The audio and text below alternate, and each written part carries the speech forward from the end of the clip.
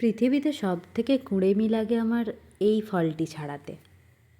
হ্যাঁ, ঠিকই শুনছো, এটা হচ্ছে বেদানা।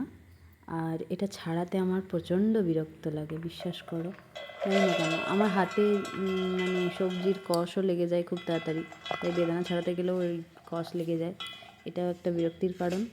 আর আরেকটা কারণ হচ্ছে এটা ছাড়াতে বড় সময় লাগে, কিন্তু খুব উপকারী একটি ফল, যে কারণে খেতেও হয় আর কষ্ট করে ছাড়াতেও হয়।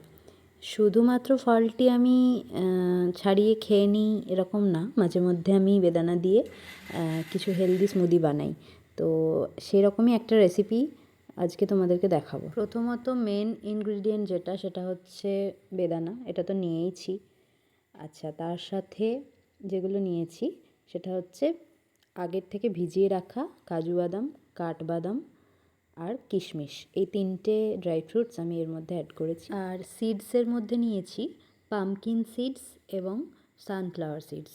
এই দুটো এর মধ্যে আমি অল্প করে দিয়েছি, যেগুলো আগের থেকে ভিজিয়ে রেখেছিলাম। আর সামান্য জল দিচ্ছিলাম, তার কারণ হচ্ছে মানে স্মুদি, বাট আমি তো গ্লাসে করে খাবো, তো যে কারণে ফ্রুট জুসের মতো একটু জল মিশিয়ে।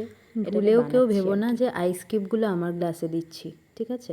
আমি অলরেডি খেয়ে নিয়েছি এবং যে আইস কিউব খাবে, অর্থাৎ মানে আইস কিউব দিয়ে খাবে, তার জন্য এখন এটা প্রিপেয়ার করছি, ঠিক আছে? এর মধ্যে আইস কিউব দিলাম দুটো, যাতে ঠান্ডা ঠান্ডা হয়, গরম ওয়েদার তাই জন্য। আর তারটা আমি একটু ডেকোরেশনও করেছি, আর একটু মিষ্টি মিষ্টি হওয়ার জন্য একটু সন্দেশ ছড়িয়ে দিয়েছি উপর থেকে।